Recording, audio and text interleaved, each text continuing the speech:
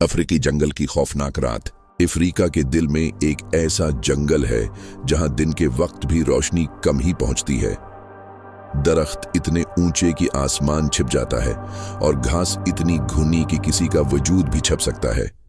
इसी जंगल को लोग मौत का जंगल कहते थे। रात का वक्त था। हवा में नमी और अजीब सी सीटी नमा आवाजें घूम रही थीं।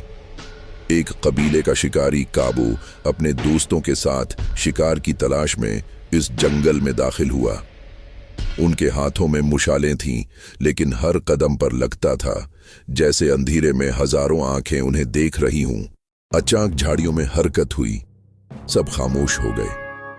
अचानक एक खौफनाक धाड़ गूंजी। ये था जंगल का सबसे खतरनाक बादशाह, काला शेर। आम शेर से बड़ा और आंखों में सरखी ऐसी जैसे आग दहक रही हो।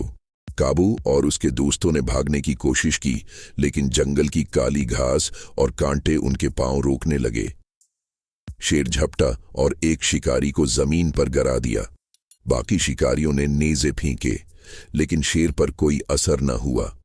उसके बाल इतने सख्त और जिस्म इतना ताकतूर था कि जैसे नेज़े लकड़ी से टकरा रहे हों। काबू ने हिम्मत नहीं हारी। उसने अपनी मुशाल ऊंची की और शेर की आंखों के सामने झोंक दी। लम्हा भर के लिए शेर पीछे हटा, लेकिन फिर और ज्यादा गुस्से से धाड़ा। अब जंगल गूंज रहा था।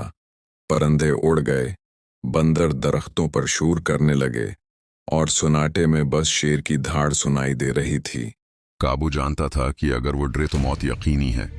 उसने अपने बाप की बात याद की, जंगल में जीता वही है जो शेर की आंखों में आंख डालकर खड़ा रहे।